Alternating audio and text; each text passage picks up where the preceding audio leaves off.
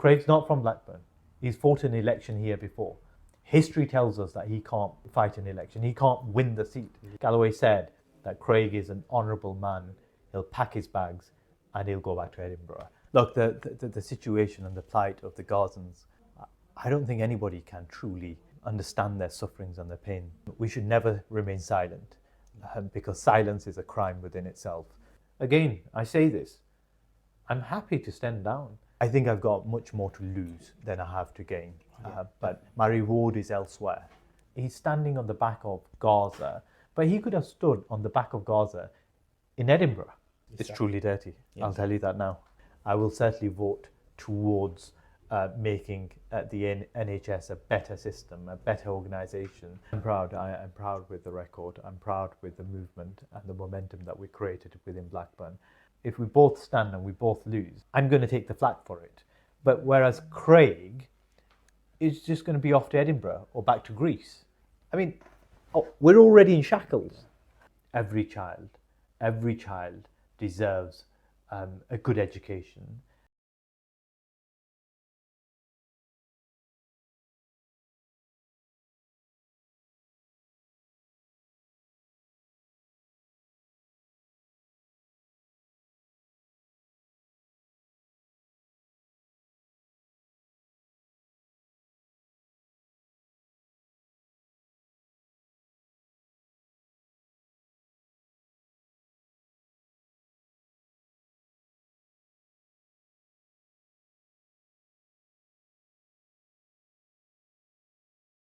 Assalamu alaikum. My name's Brother Billy. Assalamu alaikum, my name is Tisnan. And today we have a very, very special guest on the podcast. A local boy. A local brother. He isn't just a local brother to us. Yeah. He's an esteemed academic. Yeah. He is a High Court solicitor, soon to be a High Court barrister. Yeah. But not only that, he's walked into the political game with both feet. In a short time, I think it was 6 weeks. He's taken the place by storm. Yeah. We introduce Mr. ADNAN HUSSAIN. Assalamu alaikum. Wa alaikum salam. It was a pleasure being here. Pleasure Thank you. and an honour to be on your podcast. Thank you for inviting us. We have a couple of questions from the people of Blackburn, but before we get to them questions, we'd like to know, who is ADNAN HUSSAIN? Well, I'm someone who's living here in Blackburn. I was born in Burnley, like many people in Blackburn are currently being born in Burnley. Born in Burnley, raised up in Briarfield, a small village in Pendle. I went to school, primary school, high school in Briarfield, and then I came into Blackburn in around about 2005. I studied in Blackburn College, and then I went off to the University of Central Lancashire to study law. I've been around Blackburn for the past, I'd say, about 18 years. I've studied here, I've worked here, I've done business here. I presently employ in Blackburn. I'm a partner director in a law firm. So it's safe to say you basically are a local Blackburn boy? Absolutely, I've spent more than half my life here now. In terms of your education, you are a solicitor? Yes. In what field? Well, I'm a civil and commercial litigator. Things were getting a bit boring recently, so I now appear in court for crime as well. Unfortunately, my first criminal trial is currently being appealed. What do you enjoy more, the litigation part of it or the... So I'm a High Court advocate. I'm soon to be a barrister as well, so I'll be a dual qualified lawyer. I feel like I was built for the courtrooms, advocating and delivering. When you say advocating... Representing. I've been representing people for a very long time. I enjoy it. I enjoy my job. I love it. In fact, it's challenging. I'm known to be a technician in the law. But I suppose I'm in the current line that I'm in, standing as a parliamentary candidate. I'm stepping aside from something that I truly enjoy. What made you want to change careers? Look, in the law, I'm doing extremely well. I have senior lawyers who are who are guiding me through, mentoring me to becoming hopefully a top lawyer in the country. I have a career ambition. I'm on a trajectory that I know where I need to go. In terms of why I've decided to take the route that I have, it's because I feel that we all take from the community, but I've come to a point where I feel that there must come a time where we give something back, and there's not enough of us doing that. I'm not a career politician. I've never been a councillor. I've not ever run for an election before, but I came to the decision after 7 long months, after the horrific scenes that we've seen on our television screens, after the leader of the Labour Party said what he said in terms of cutting off the food, water and electricity into Gaza. There's been calls for me to stand for the past 7 months, but I've always taken, I'd say, a sensible approach to say to the community and various leaders within the community that you must find somebody who's better. But we've come to a point where we've stagnated in that, or we had come to a point, and that's when I moved a step forward and I said, well, perhaps it's time to throw my name in the ring. I feel that this decision that I've taken or made is truly not a decision that I wanted to take. As I said, I was doing well, or I am doing well in my present career. I feel that. So is it safe to say it wasn't money motivated? Absolutely not. I'm going to be taking a pay cut. I've got a good life. I can't ask for more. The blessings that I have in life, they're enormous, and if I were to count them on many hands, I couldn't. Right. It's life is going well. Am I right in saying that you've put your morals before finance, career? It's said that you're doing this for the sake of Palestine. I'm standing up. Firstly, what you say in terms of morals. Look, life is short. Yeah. And we're here in this world for not long. If today I went to a funeral. The day before I went to a funeral, and the days before, nearly on a daily basis, we're going to the funerals of the young and old. And I truly believe that in life, we're not here just for comfort. Our life has to amount to something else, something bigger. There must be a cause. And I've stood up because I feel like that this is a cause for representation. It's a protest vote, and I've come forward to say, well, I'm in the ring now, and I want to represent the Gazans. I don't know if I can change anything, but one thing I'll be able to do is speak as loud as I possibly can in the corridors of power and ensure that at least a voice is there, because so far the silence has been deafening in respect of Gaza and the plight of the Palestinian people. It really has, because I'm not sure if many people know, but on social media, I have a decent amount following. I know that you've got people amongst you that have a lot bigger following, and we're all talking about Palestine, about Gaza, and it almost seems as if we're the only ones talking. You've got mainstream medias, you've got all of these big celebrities and influencers don't want to say anything about it because they're worried about losing their brand deals and whatever. Adnan Hussain, from where we're sat, it seems like you have a lot more to lose than any of us. It was a hard decision to make. I'm a man of faith, and I asked God repeatedly to guide me before I made any decision. I sought the guidance from God, and then I came and sought the guidance of my parents, of my teacher, the local imams and the community. I tried my level best to make the right decision, and not a selfish decision. I'm in the midst of it, I'm in the heat of it, and truly to understand what it's like, you'd have to be standing in my shoes, and that's of course not possible. And the point that I'm going to make in respect of this is that I think I've got much more to lose than I have to gain, but my reward is elsewhere. I don't want it from the people. I don't want anyone to tell me that I'm doing good. Of course, there's many people to tell me that I'm doing bad. But like I said, as long as if I believe that I'm on the path of the truth, ultimately, God is the one that will judge me. I've heard you speak and I've heard you talk about what you feel about the situation that's going on in Gaza. Are you proud of what you've done, the path you've taken out of law into politics?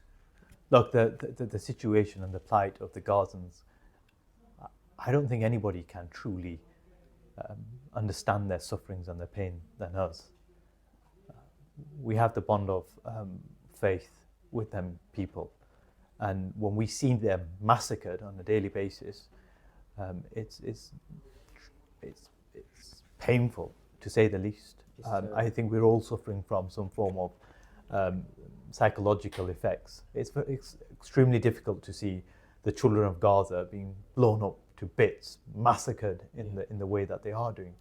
And I'm proud to say that I've been on the Palestinian front for the past 15 plus years. I've not just started a month ago. My eyes weren't open on the 7th of October. Since the age of 15, as far back as I can remember, I've been speaking about the Palestinian people's plight. And one thing I was taught from the age of 11 or 12 was always speak up for the truth. And even if it means that you're the only person to speak for the truth, then speak. We should never remain silent, because silence is a crime within itself. And in terms of the Gazans, I mean, we're doing whatever we possibly can. If it's a voice, then it's a voice. If it's the ink, then the ink we must write. Yeah. We must do something. We must take some action. And today I'm taking some action. I've come forward as a representative, or indeed as a candidate to represent. And this plight is extremely close to my heart, and I will fight. I will continue to fight, regardless of whether we're in parliament or not. This is our plight. We are Palestinians. We are Gazans. We understand their pain. Nobody can truly understand their pain more than us. Adnan Hussain, have you ever thought about becoming a motivational speaker? So if you decide law is no longer for you and politics is no longer for you, you can become a motivational speaker on our podcast. Guys, it's an honor and a privilege to be on your podcast. I find it extremely difficult to speak on topics where I don't have much passion, or indeed where I don't believe in those topics. But if it's a topic close to my heart, then I feel that God guides me. And if you feel something in your heart, it's not me. This is the benefit of our teachers, and indeed a direct link, I feel, from God. When we speak the truth, it should hit your heart. And if it hits your heart, then I think job well done. Just in a couple of words, could you explain what your campaign is about? Well, I stood up as a parliamentary candidate. The starting point was to get the consensus of the community. I'm a man of consensus. And when you're stepping forward to represent a people, you have to have a consensus from the leadership, the existing leadership within that community, to say, well, we're happy with what you're doing, and yes, you need to move forward. So the campaign started when I felt that there wasn't good local representation within Blackburn. And if we're going to, this is on the back of Gaza. So the person that moves forward has to be someone that will be willing to stand up and speak for Gaza, wherever that may be. That's the first point. And the second point is, our community feels that there's been a lack of representation, whether that's Gaza, whether that's Islamophobia, or any other issue. And so the start of the whole process was, before I step forward, it can't be one or two people. I have to obtain the mandate from the public. And the way to do that, it wasn't possible to go and knock on every single door in Blackburn. So I devised a strategy, and my strategy was to firstly sit down and speak to the 12 independent councillors. Now, these 12 independent councillors were elected not long ago, and they have a large public mandate, a mandate of almost 11,000 people who voted for them. So they have the most recent public mandate. So I sat with them. Okay. Beyond them, I went to all major local scholarship within Blackburn to seek their guidance and see what they felt. I delivered a talk to them in Bangor Street Community Centre, and it was following the talk I was given the green light from them.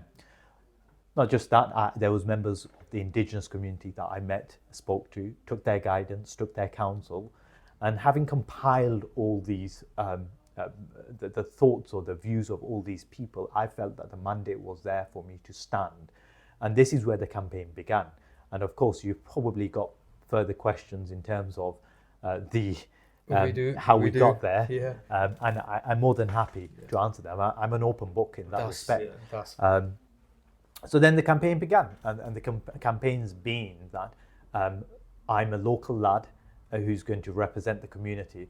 The momentum in this community is unbelievable. Yeah. I mean, this campaign office that we're sitting in right now, you've probably seen men, women, children, people from all parts of our community are walking through.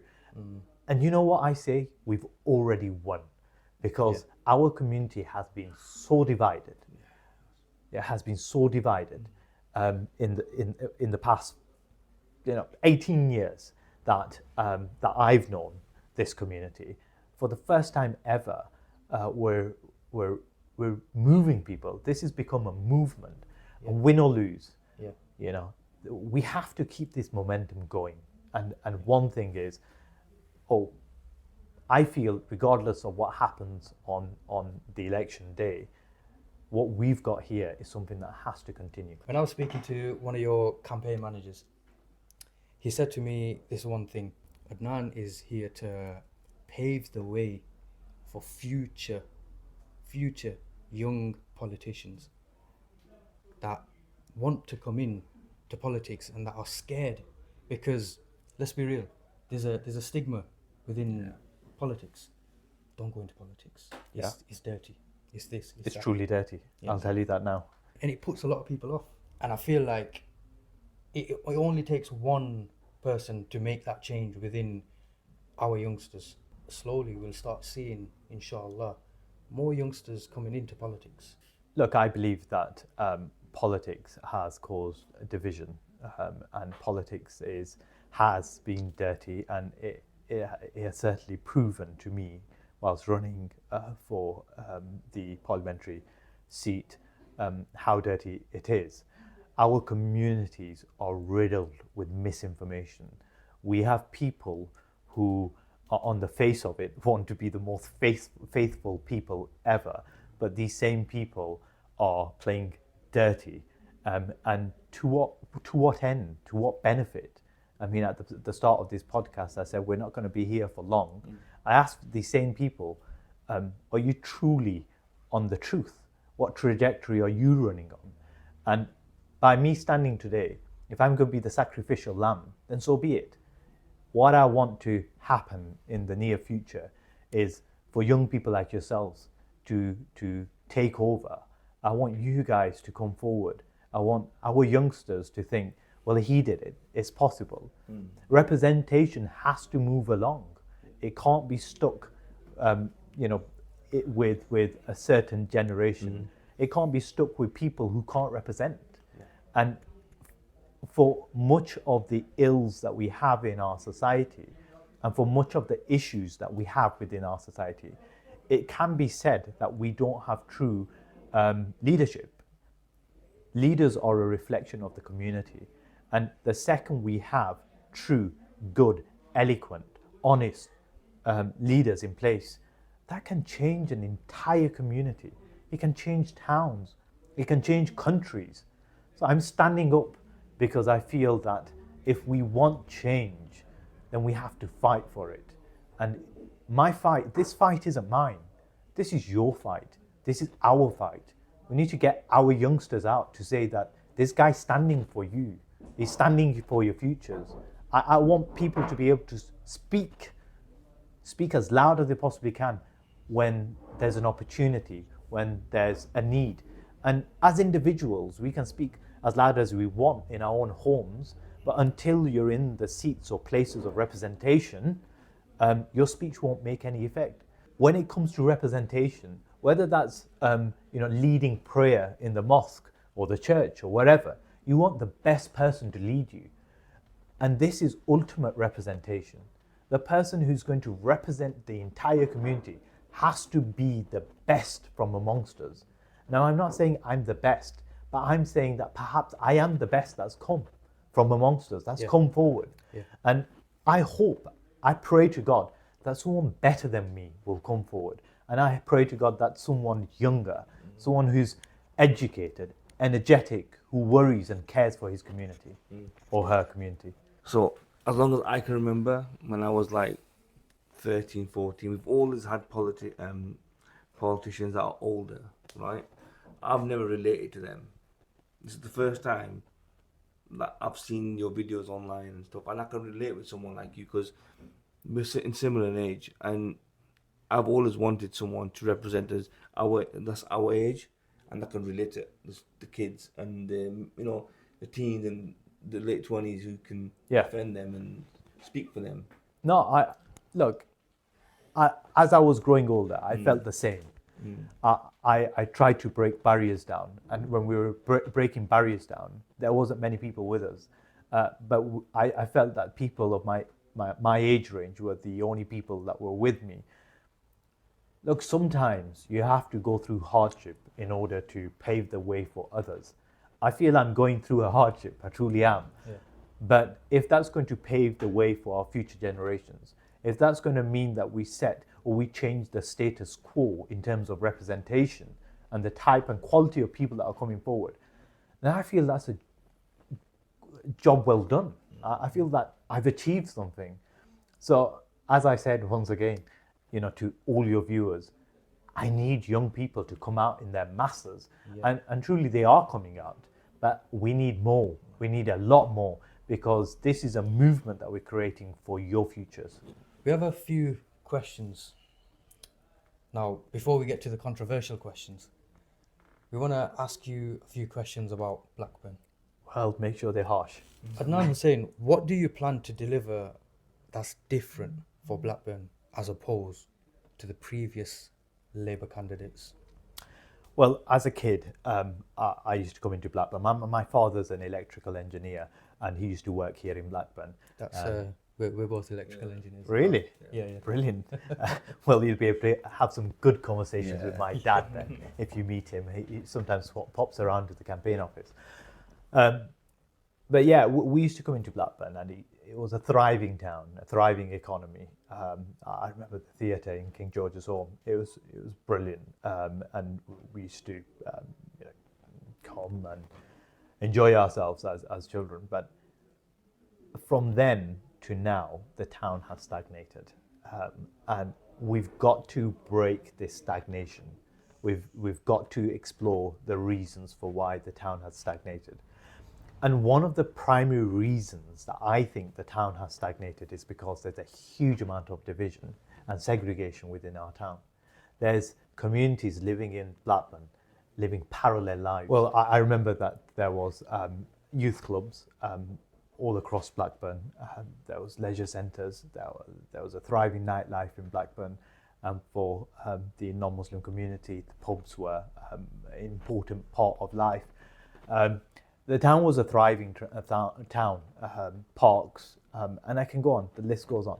18 years later,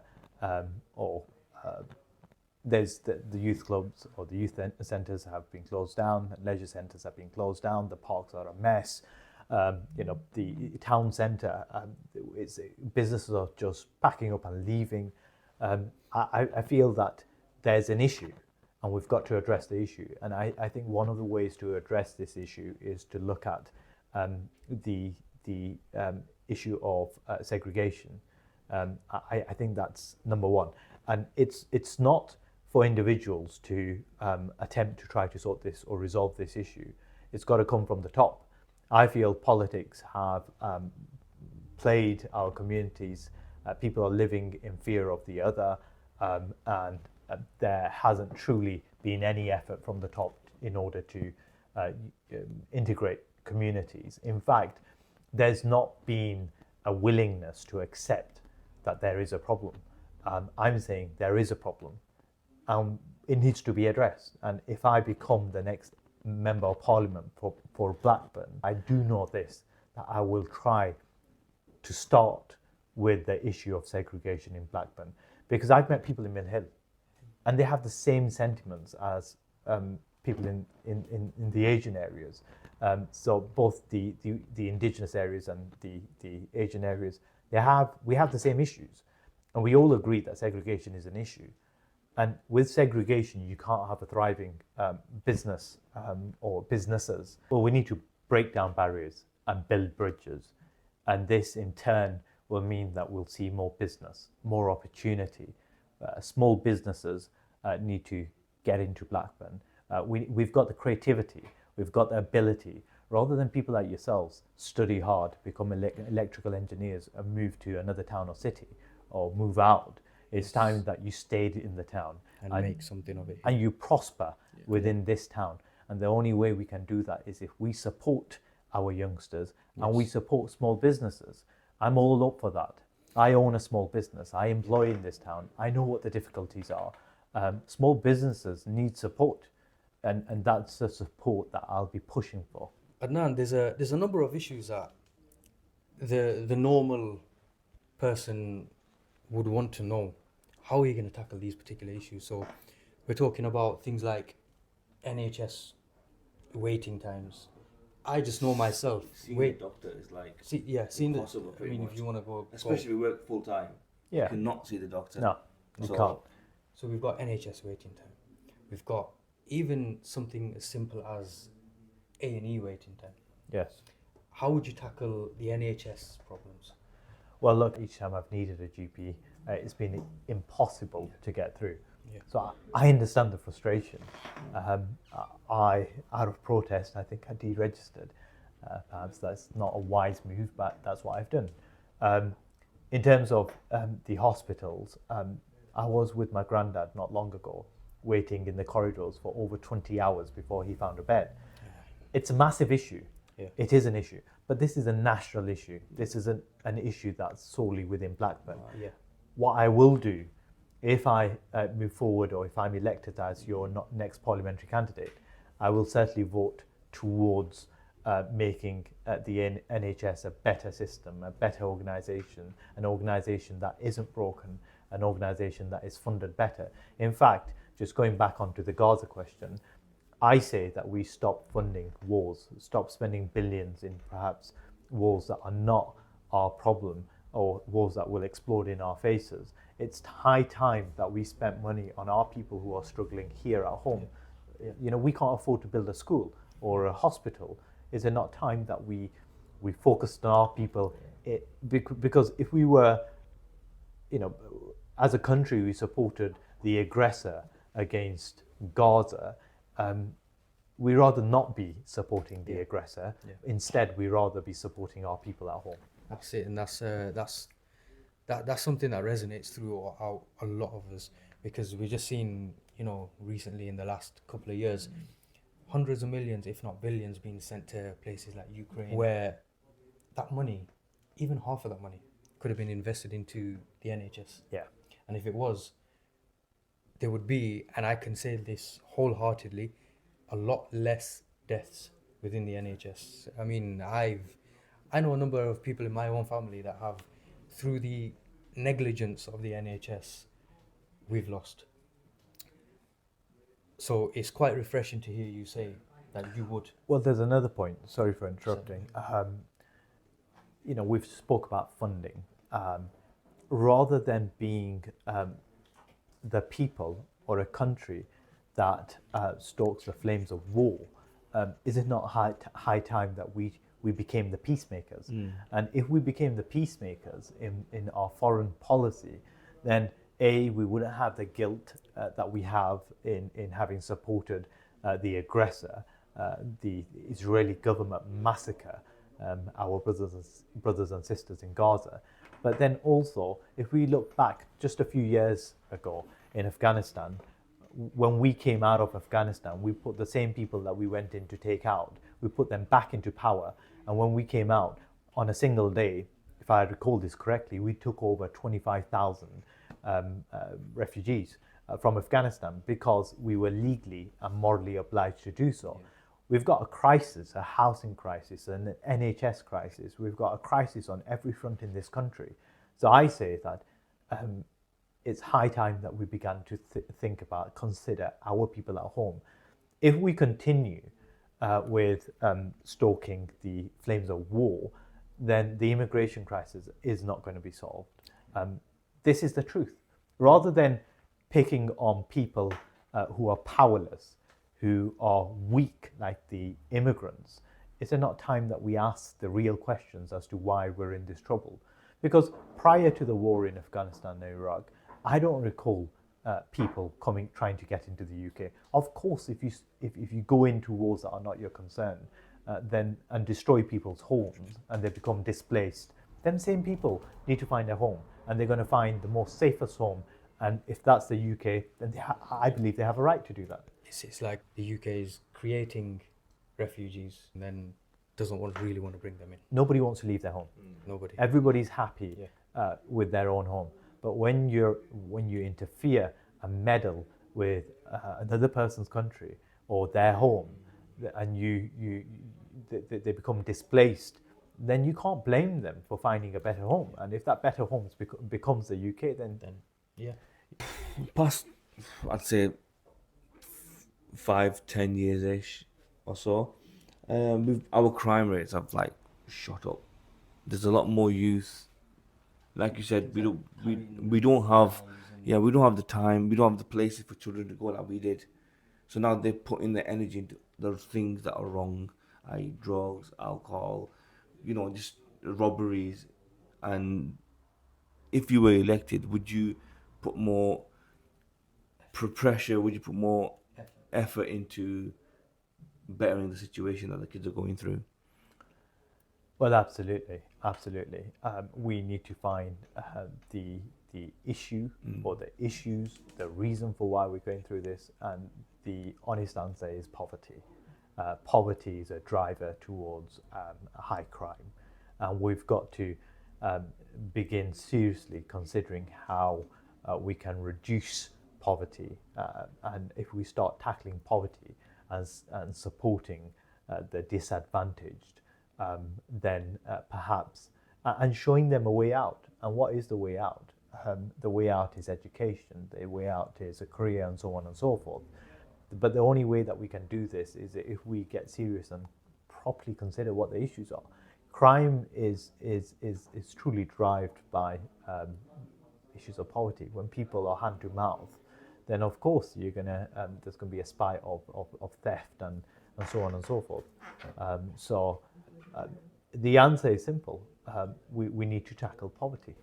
Now start the controversial questions. So I hope you're ready for them ones. Well, I can't say I'm looking forward to them. Okay, so the first question isn't too in there. You're a director of an established law firm. How are you going to find the time to be the MP as well as run the law firm? Well, I made a decision that if I am elected as your next parliamentary candidate, I will give up my directorship in my law firm, and I will give all my time to representing you, the good people of Blackburn. Adnan, just very quickly. Yourself, you're an independent candidate. There's another candidate for the Workers' Party, Craig Murray. Now, two completely separate fronts. But why was there two people running against Labour? Well, there's actually more than two, but Okay. I'm happy to discount the other two because I think the momentum isn't there. Quite frankly, no disrespect intended to them, they fizzled out. It is what it is. In terms of myself and Craig, I met Craig after a protest in Blackburn. He approached me and he told me that he had made an announcement to stand as a parliamentary candidate here in Blackburn. He asked me if we could have a chat, to which I agreed. We went for a coffee. I've never met Craig before. He approached me. I hadn't made a decision. I hadn't made an announcement. So, it's funny that someone in Edinburgh, they knew the conversations that were taking place in the front rooms in Blackburn, but it is what it is. So he asked me, well, you're considering standing? I said, well, I am. I'm waiting for the consensus of the community. So to which, after a long discussion, he said, well, how are we going to sort this out? So I said, well, look, you propose something. His first proposition was that we have a public hosting, and he said that people of Blackburn would decide who should move forward and who should step down. You've got to remember, by this point, he had made an announcement, I had not. So I said, well, that's fine, Craig, but I'm from Blackburn. My friends and family live here, and regardless of what you say, they'll probably vote for me. So I was fair. I said, that's going to be unfair on you, Craig. If you truly sit back and think about it, the logistics are massive. But notwithstanding the fact that I was fair to him, I told him exactly what I was thinking. So then he suggested that we have a hustings before the 12 independent councillors, the guys that have got the most recent mandate in Blackburn, public mandate. I agreed. Long and behold, there's a meeting arranged. I call it a hustings, he calls it a meeting. It is what it is, semantics. Me and Craig had this discussion, hustings/meeting, and we put our case forward. Questions were asked, each of us responded to those questions, and we left it in the hands of the 12 independent councillors. We had both agreed to that, and the evidence for that is we were both there. Why would you be at a meeting/husting /discussion if you were vague as to the details of what was going to happen at that meeting, or indeed what was going to come from that? Was there any video evidence of what either side was saying? Because we live in a society where everything's video nowadays. When you were doing your campaign in Audley Sports Centre, it was all videoed. There's a record. There's a record recording, not a video recording, an audio recording. It was taken with the consent of each candidate. And as a lawyer, I can tell you the people who recorded it, it is their property, and they can share it. Legally, they can share it because there was consent given. So we had the hosting. I think it was a Tuesday or a Wednesday, and the decision was to be given on a Sunday. On a Friday, George Galloway turns up to my office at 9 p.m. with his team, and quite frankly tells me to step down. But by this time, I've not made an announcement. So I said to George, well, I've not made an announcement. What am I stepping down from? He said, Craig's an immovable object. So I said, well, what's the point of a conversation? Do you trust the decision that the independents are going to come to? And he said, yes, we've got most of them on our side. We've been lobbying them. So I said, well, there's not a problem then, is there? If they pick Craig, they pick Craig. He moves forward. I'll pack my bags and just drive down the road. Back to Blackburn. I'll already be in Blackburn, I suppose. And so I asked him the question in terms, if Craig loses, what will he do? And I quote Galloway now. Galloway said that Craig is an honourable man. He'll pack his bags and he'll go back to Edinburgh. I suppose the difference in journeys was going to be 2 to 3 minutes for me and probably 3.5 hours for him. That was the agreement. On the Sunday, I was called by the independent councillors and I was told that their unanimous decision was to back myself. And this was after having spoken to prominent members and leadership within the community and taken counsel from them. They made the decision at about 9 p.m. on the Sunday. I decided, don't forget, the general election had been announced by Rishi Sunak by this time. I decided that I'd wait for 24 hours before I make my announcement. The reason for that was, firstly, I went back to them and said, is there somebody better within the local community that you could go with? I wasn't happy with Craig, to represent the good people of Blackburn, because Craig's not from Blackburn. He's fought an election here before. History tells us that he can't fight an election. He can't win the seat. Yeah. The last time he came was on the back of the Iraq War, and he got, I think, less than the BNP. He got around 2,000 votes. We've not seen him since. We've not seen him since. He hasn't been on the streets of Blackburn. He doesn't know what our issues are, what your issues are. He's someone that came, took an opportunity, and went. And he got defeated heavily. I think he admits in one of his most recent videos when he's talking about this whole situation that he got a call before all of this, and the point that I took from it wasn't about the whole situation, but he said, I took a flight from Greece to the UK, to Bangor, and then he went back to Greece. Well, I drove from just down the road to the coffee shop in Townsend for the hustings, and then I drove back home. I wasn't in Greece, or I wasn't in any other country, but the point I'm making is somebody who's not from our community, from Blackburn, cannot represent us. He doesn't know our sentiments. Yeah. And that said, he's standing on the back of Gaza, but he could have stood on the back of Gaza in Edinburgh. He knows his people. If he's so credible, then why are the good people of Edinburgh not voting him in? You can't bring out the Palestinian flag and put up the image of my motherland's Prime Minister Imran Khan, plaster it outside the office and say, I'm now someone who's extremely credible. That's nonsense.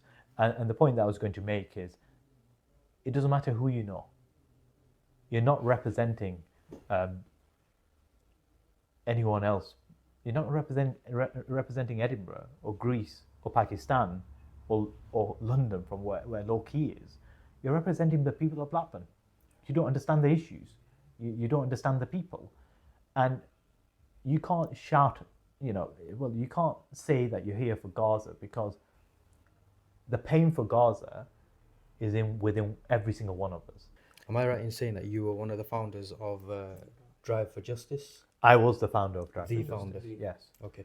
Explain Drive for Justice for those that don't know what that is.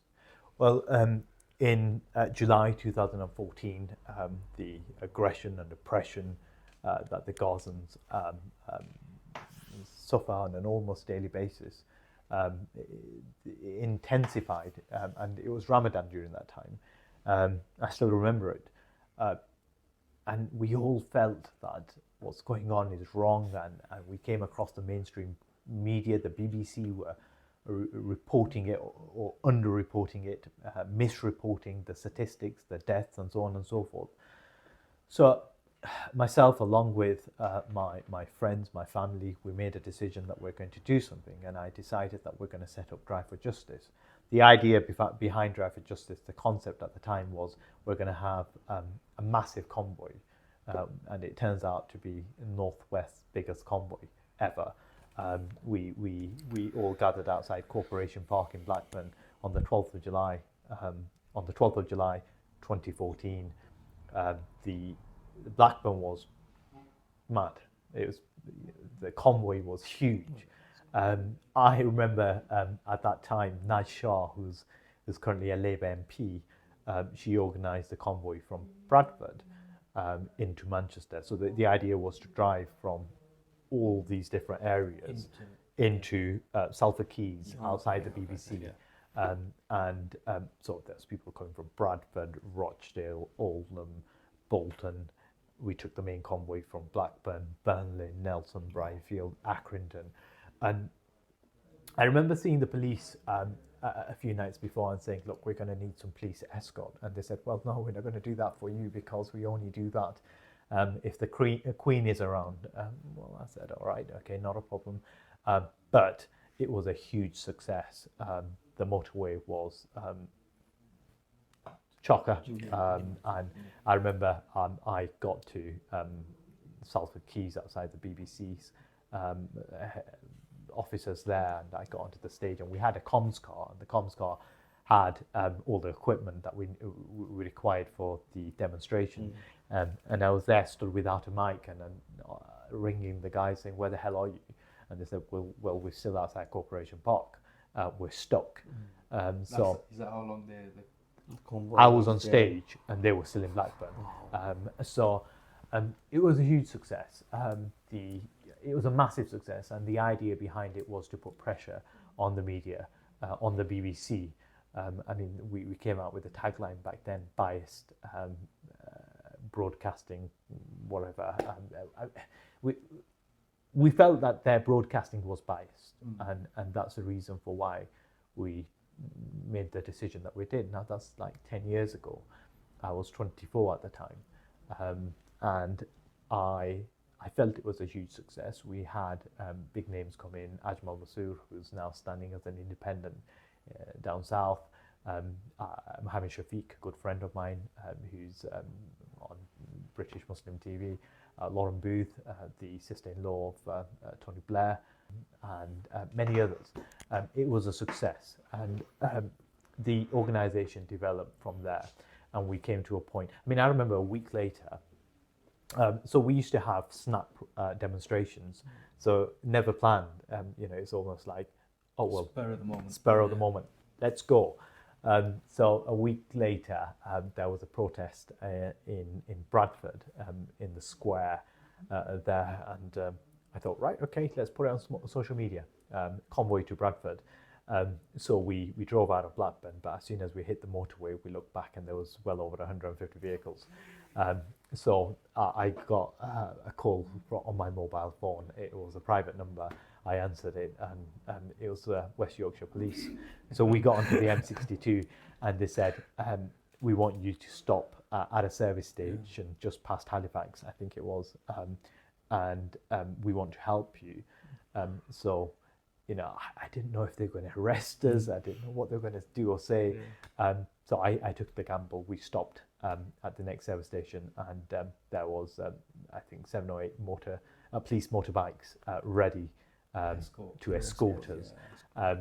And we had an agreement with the police that they're going to take us through every red light. We don't stop, and we just continue. It was amazing. When we got back onto the M62, I looked back and all I saw was police vehicles having stopped the traffic from the M62. President Adnan Hussain. Oh well, I felt like the Queen was here. So they had blocked the traffic on the M62, and I was like, wow. And we, as soon as we got into Bradford, we now stopped at one single traffic light. The police did a great job. And then when we got to the square, the police told us that they've emptied the police station car park, which is just opposite to the square, and they said that's where you're parking. So I thought, wow. So this is the movement of Drive for Justice that started back in July 2014. And the whole reason for why we started this was to build momentum, awareness, and within the parameters of the law, operate in a way that caused lawful anarchy, if there's such a thing, and to cause disruption, so that people begin to report or indeed consider what we were protesting for. So Drive for Justice was naturally, when you stand up with such causes, you become political as well, because these are political issues, and there's a political background to it. So there was a point in 2015 where we lobbied and pressured Blackburn Council to consider or reconsider its procurement procedure. And what we managed to do was we managed to have Blackburn Council agree that they would be more ethical in sourcing any products or any material. And that was a pro-Palestinian promise that was made, and it was reported.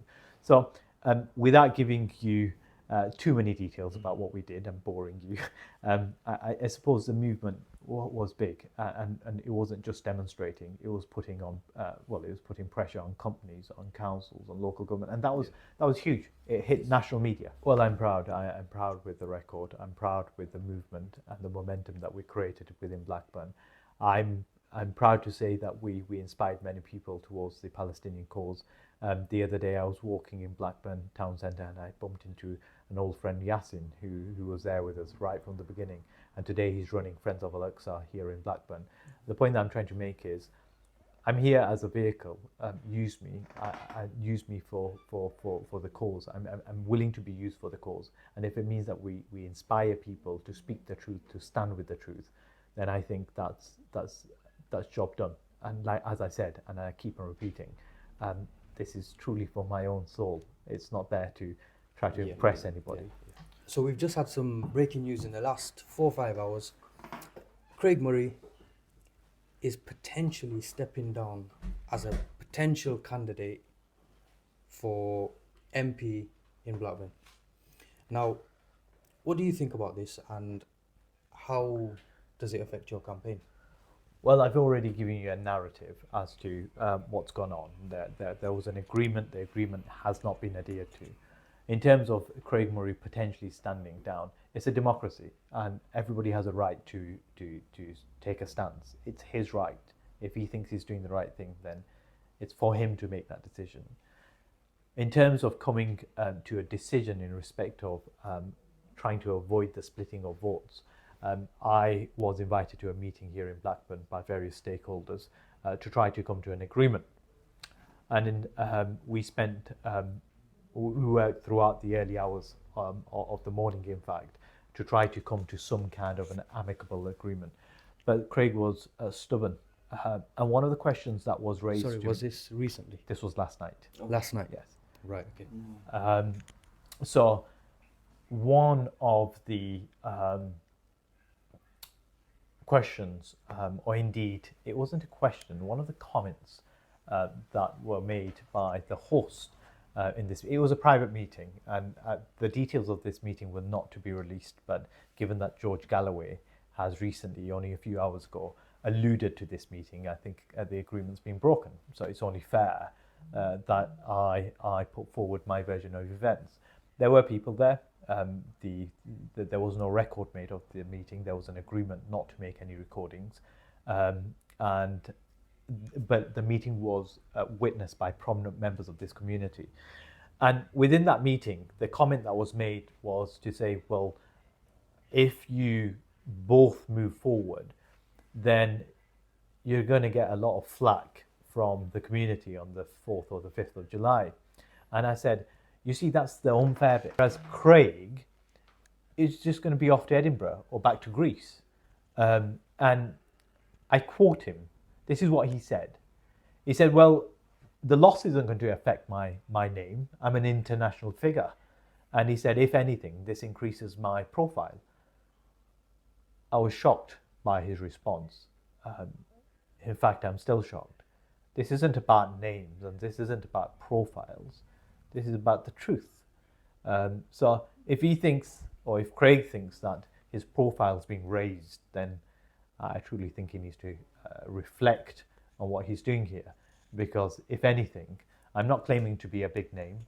I'm not claiming to be anything. What I'm claiming to be is someone who cares. What he should have said was he cares too. But that isn't the response that we got. And now, fast forwarding, aside from that, a question was asked as to how do we conclude? And I responded by saying, I was propped up by prominent members of this community. I was propped up and agreed to. I had a unanimous decision from the 12 independent councillors. I spoke to the local scholars in Blackburn. I was willing to provide a list of names of people who needed to be consulted. Because the thing is, there's a huge amount of investment that's gone into this campaign. I'm not talking monetary, and of course you have every right to ask me the question in terms of who's funding my campaign, and I'll respond to that. But the investment, there's an army of people that are coming in and out of this campaign office. There's a momentum that Blackburn never seen before, and this momentum has not, it's been headed by me, but it's been carried out by an army of people. And these people are not people that I've gone out there begging to come and join me. Half of these people I've never seen in my life, or if I've seen them, I've never had any interaction. So I feel that the decision isn't mine. the decision is the community's. Those people that prop me up, if they tell me to sit down, I'm happy, willing, and able to sit down. This isn't about my ego. So yesterday I said, I'll give you a list of names, get them into a room, consult them, do this first thing tomorrow, consult them. And after consultation, if they tell me to step down, I will step down. If they tell me to continue, then I will continue. Because this is no longer about me or my decision. In terms of Craig, he answered the same question and he said, I will not stand down. Those were his words. He said, I will not be standing down, full stop. So my response was, well, why are we going to waste the valuable time of members, prominent members of the community, if we know that regardless of what they say, there's one candidate who's not, he's not going to move. So the meeting ended, and since the meeting, I don't know if it's pressure or what it is, George Galloway has now, indeed, Craig Murray has also come out saying, well, I'm willing to step down if, you know, we have a flip of the coin. Sorry, wait. Flip of a coin. Yes. So that means the future of Blackburn, in the eyes of Craig Murray, decides on a flip of a coin. Well, I released a video not long ago. I'm not sure if you've seen it. The blood of the Gazans, of the Muslims, is not so cheap that we're going to determine the representation, whether we make a change or not. We determine their voice in respect of their voice from Blackburn on the back of a flip of a coin. My people, my community here in Blackburn, are my cause. My people are not cheap. My cause is not cheap. And I say that I'm disappointed, in fact, disgusted with the suggestion. And it shows you who's who. I've said have the meeting with the prominent members of the community that prop me up. If they tell me to sit, I'll sit. If they tell me to stand, I'll stand. That's me on one side. And don't forget, this is after a meeting that's already taken place that I call a hustings. There was a decision that was made, an agreement that's been broken. I'm still saying today, have the meeting with those people that prop me up. And if they tell me to sit down, not a problem. I'll be happy. I'll be walking back into work and representing people as a lawyer. I don't have to drive back to Edinburgh. You were being fair. You didn't care about the process, but you cared about the outcome of the election. Is that correct? Absolutely. The outcome has to be the right outcome, and the person has to be the right person. You can't force yourself onto a people. You can't come into Blackburn and say, we're leading you and you must be led. I mean, we're already in shackles. Are we gonna, if we're coming out of the Labour Party, we've got one dictator there already, and we're going to move into the Workers' Party, and we all know there's another dictator there, we're going to remain shackled. The reason for why this community went with independent candidates was because they wanted to remove those shackles. They wanted to speak on Palestine when they wanted to speak on, you know, our community wanted to speak when they wanted to speak. Yeah. Our community felt that they no longer wanted to be muzzled by party politics.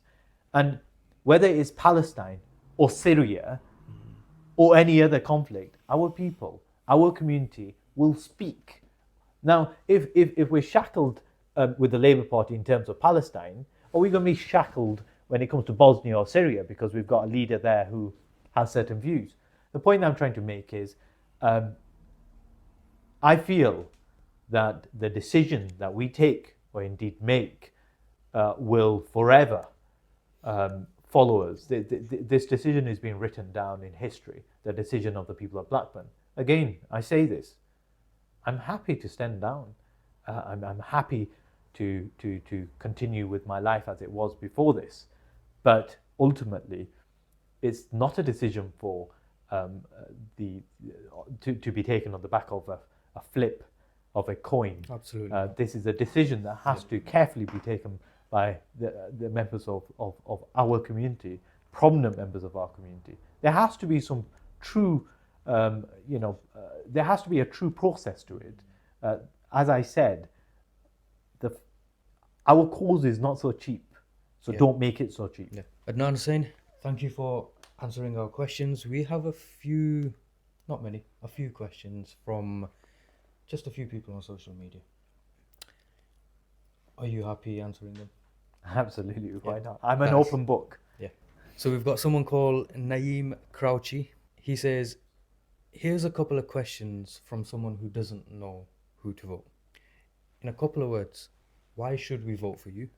What will you do for Blackburn? And will you follow through? Well, I'm not a career politician. I've never been a politician. I've never run for an election, whether on a local level or a national level. I'm from you. I'm from amongst yourselves. I'm saying that you should be willing to support someone that has grown up within you, that has prospered from amongst you, someone that you stood next to, whether that's in the roles in the mosque or within the classrooms in the college or the university centre. Well, or are you going to trust someone who you've never known? His only claim is, I'm a former ambassador. You can scream off the rooftops and shout that you're an international name. Well, who cares? Who cares what you are? Truth be told, I've never really been into politics, but you know, on the day of Eid, when we all sit together with our uncles and they all talk about politics, especially in Blackburn, never once has the name Craig Murray popped up. 100%. Not when I was young, 15, 20 years ago, when he was doing whatever he was doing in Blackburn, and not now, only just recently. And it seems as though, now I did say, we did say we were going to come in here neutral, unbiased, but the one thing I think me and Tiz both felt strongly on was it almost felt like the Palestinian cause was being used to pull certain heartstrings of certain people. Well, look, I've not got a Palestinian flag on me because on a daily basis I'm roaming the streets. I'm turning up to court, or I'm meeting my clients, or indeed I'm representing the community in other ways. I don't wear the Palestinian flag on a normal day, and I feel that today should be no different. I feel that I shouldn't try to prove my love for Palestine or my pain for the Gazan children that are being butchered by wearing a Palestinian flag. You've seen my campaign office. I've not put a Palestinian flag up because, again, on a daily basis, I sit in an office that doesn't have a Palestinian flag. I have my campaign material. I've not used a Palestinian flag. I'll tell you why. Because Palestine, Gaza, runs in our veins. We are Palestinian. They are our people. We're bonded by faith. I've said this already. There's no need to prop up in the midst or the middle or the heart of a community and paste the Palestinian flag on your windows just to try to show people that you care for Palestine. You know, our care for Palestine is seen. It's seen from, you'd see it. You can see it. You can feel it. I don't need to prove it. We cry and we for Palestine. We pray for Palestine on every Friday, on every namaz. Palestinians run through our mind continuously, and I, for one, I will not try to play at the emotional sentiments of my community. I feel that if the community can see it, then so be it. If they can't, then they can't. I'm not going to start, wearing a dress or a flag of Palestine just because I'm fighting an election. I want to be true to the cause, and in the process, I will not sell my soul. And that's what I pray to God. I pray for sincerity, and even if I lose on the back, of of of staying sincere to the cause, then I'll be happy, because sincerity is key in this. So we've got a question from Rumi Darwish. He wants to know that if you're elected, would you provide more support to children with special needs in school and at home? Look, I'm going to be an independent candidate. I don't come from a mainstream party. If the opportunity arises to vote for or to vote on a policy that's going to help children with special needs, of course I'll be there. Every child deserves a good education, and children with special needs, indeed, they deserve the extra support and care from the state. Their parents deserve help and assistance wherever possible. So these are points, and indeed these are policies which inherently are within me. I don't need to go out there and research them. I know, we all know what's right and wrong. We all know who's struggling and who isn't. And I'll always be there for the common person, and I'll be looking to understand their struggles and their issues, and represent them accordingly. To bring the interview to a close, we have a few light-hearted, quick-fire questions to show everyone it's not always serious. Do you like to drive or to be driven? Drive. I'm a nervous passenger. Can't do it. So football, Messi or Ronaldo? I'm not a football fan, but Ronaldo. Is there a particular reason why Ronaldo? I like his dedication. I like his commitment. I like his focus. I've not seen. Like I said, I'm not a football fan. I'm not a sports guy. From where he started to what he's become, and I feel like he's not a bad role model. In fact, he hard work is what he's been portraying to me and others. And I have a similar motto. I believe in hard work in whatever you do. So that's why I like him. I don't know too much about the other fella. Roti or rice? Roti. Roti. Yes.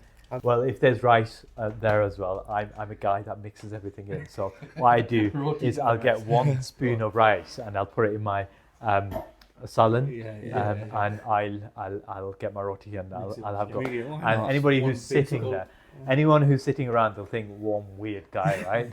But I like it. So lazy Sundays or productive Sundays? I've changed from productive Sundays to I'm now trying to have a lazy Sunday. I'm like one of them guys that gets fidgety when I'm just sat doing nothing. I have to constantly do something.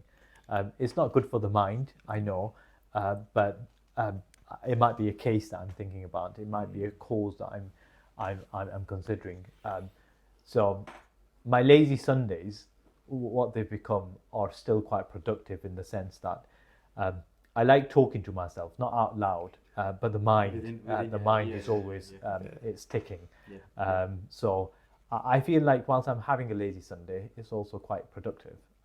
So suited up or tracksuit, comfortable wear, like? Well, that's not a question, is it? I mean, these past 2-3 weeks must have shown you the man in a suit. I don't think there's ever a picture of him in tracksuit bottoms. Well, I was asked today whether I've got a suit in a different colour, and I thought, oh bloody hell.